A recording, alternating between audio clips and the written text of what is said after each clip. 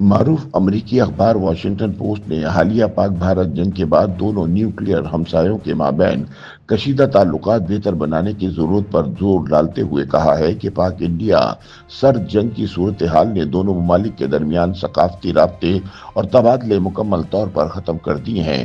اخبار کا کہنا ہے کہ ویزوں کی بندش، تجارت کے خاتمے اور سیاسی تناؤ کے باعث دونوں ممالک کے درمیان فاصلے بہت زیادہ بڑھ گئے ہیں۔ نہ صرف یہ کہ پاکستانی اداکاروں کو بھارتی فلموں میں کام کرنے سے روکا جا رہا ہے، بلکہ پاکستانی آرٹسٹوں کی پینٹنگز بھی ضبط کی جا رہی ہیں۔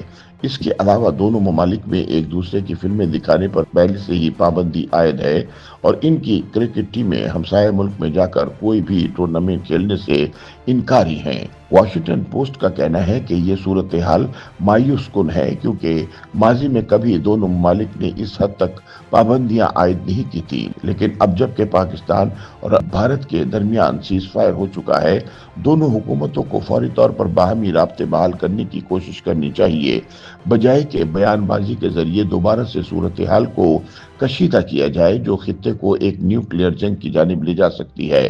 واشنگٹن پوسٹ بتاتا ہے کہ ایک وقت تھا جب بمبئی کے ڈرامے کراچی کے تھیٹروں کی زینت بنتے تھے، لاہور کے مصور نئی دہلی میں اپنی تصاویر کی نمائش کرتے تھے اور امن کے لیے سرگرم کارکن سرحد پار کر کے فوجیوں کے درمیان سے گزرتے ہوئے ایک دوسرے سے ملاقاتیں کرتے تھے، لیکن اب یہ سب ایک خواب سا لگتا ہے۔ امریکی اخبار کا کہنا ہے کہ پہلگام حملے کے بعد بھارت نے پاکستان پر حملہ کر کے صورتحال کشیدہ کر دی اور دونوں ممالک کے تعلقات کو مزید خراب کر دیا۔ اس واقعے کے بعد پاک بھارت ثقافتی رابطوں کی وہ کڑی جو پہلے ہی کمزور تھی، مزید ٹوٹ پھوٹ کا شکار ہو گئی۔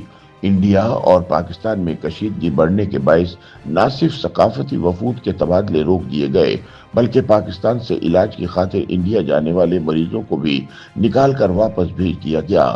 پاکستانی فنکاروں کی پینٹنگز بھارتی کسٹم حکام نے ضبط کر لیں۔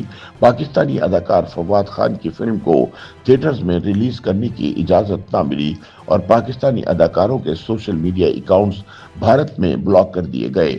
اپریل میں مودی حکومت نے پلیٹ فارمز کو ہدایت جاری کی کہ وہ پاکستانی مواد، حتیٰ کہ مقبول ترین پاکستانی ڈراموں کو بھی دکھانا بند کر دیں جو کبھی سرحد پار دونوں ممالک میں بے حد پسند کیے جاتے تھے۔ بھارتی اداکارہ اور Pakistan India People's Forum for Peace and Democracy کی شریک بانی سہانسی کہتی ہیں کہ پاکستانی ڈراموں نے دونوں ممالک کے تعلقات کو بہتر بنانے میں سفارتی مشنوں سے زیادہ کردار ادا کیا تھا۔ وہ کہتی ہیں کہ جب آپ دوسرے فریق سے ملتے ہیں تو اس کا انسانی چہرہ سامنے آتا ہے اور برسوں سے پروان چڑھائی گئی نفرت خود بخود پگھلنے لگتی ہے۔ فیض احمد فیض کی بیٹی سلیمہ ہاشمی اس حوالے سے کہتی ہیں کہ وہ 1947 کے وقت صرف 4 سال کی تھی جب ان کے والد نے خاندان کو نئی دہلی سے لاہور منتقل کیا تھا۔ سلیمہ نے فیض فیسٹیول کے ذریعے 1980 کی دہائی سے بھارتی فنکاروں جیسے شام بینگل، کیف اعظمی، جاوید اختر اور شبانہ اعظمی کو لاہور مدعو کیا، لیکن 2016 سے ان کے بھارت کے دورے بند ہو گئے۔ 2019 میں ان کے فنکاروں پر 200% ڈیوٹی عائد کر دی گئی اور پھر مکمل پابندی لگا دی گئی۔ وہ کہتی ہیں فن کوئی مہلک چیز نہیں، لیکن اسے بھی منجمد کر دیا گیا۔ پاک بھارت کھیلوں کا محاذ جو کبھی دونوں ممالک کو جوڑنے کا مضبوط ذریعہ تھا، اب خاموش ہے۔ 2013 کے بعد بھارت اور پاکستان نے ایک دوسرے کے گھر جا کر کوئی کرکٹ میچ نہیں کھیلا۔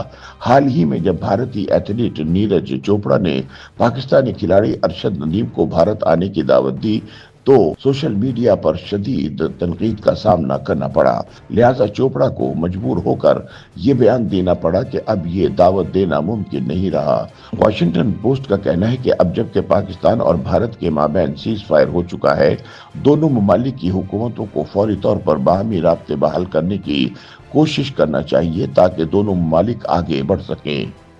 YouTube پر گوگلی نیوز دیکھنے کے لیے youtube.com کی سرچ بار میں googly news T V type کریں۔ گوگلی نیوز کے پیج پر سرخ رنگ کے سبسکرپشن والے بٹن پر کلک کرنا نہ بھولیے۔ YouTube پیج پر اپلوڈ ہونے والی ویڈیوز سے باخبر رہنے کے لیے بیل آئیکن پر کلک کیجیے۔ آپ کو ہر نئی ویڈیو کے بارے میں نوٹیفیکیشن موصول ہو جائے گا۔